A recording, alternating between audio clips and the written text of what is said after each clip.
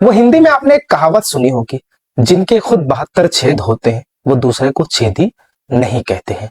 और हाँ, आपने ये भी सुना होगा, आपने देखा भी होगा कि लोगों के बवासीर पीछे होती है, नीचे होती है, लेकिन कुछ लोगों के बवासीर मुंह में होती है। खैर, इस बात से अगली बात का कोई ताल्लुक नहीं है। तो मैं बात करने वाला हूं कुंटा के विधायक कमाल अख्तर साहब। कमाल अख्तर साहब आज असदुद्दीन ओवैसी साहब को भाजपा की बी टीम बता रहे हैं और वो ये कह रहे हैं कि शौकत अली साहब ने ऐलान कर दिया है कि उत्तर प्रदेश में हम 200 सीटों पर चुनाव लड़ेंगे। तो पत्रकार के सवाल के जवाब में ये कहते हैं कि वो 200 सीटों पर नहीं बल्कि 250 सीटों पर चुनाव लड़ ले, क्योंकि उनके उम्मीदवार का चयन भाजपा करती है।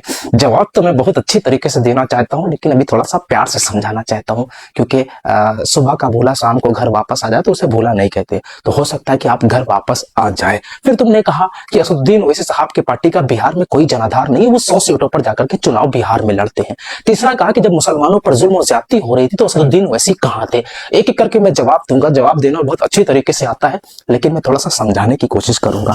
चलो पहले तुम्हारे सवाल का जवाब कर दूं। शौकत अली साहब ने कहा कि उत्तर प्रदेश में हम 200 सीटों पर चुनाव लड़ेंगे, लेकिन तुमने पूरी काहे बात नहीं बताई बाबूजी, काहे नहीं बताई।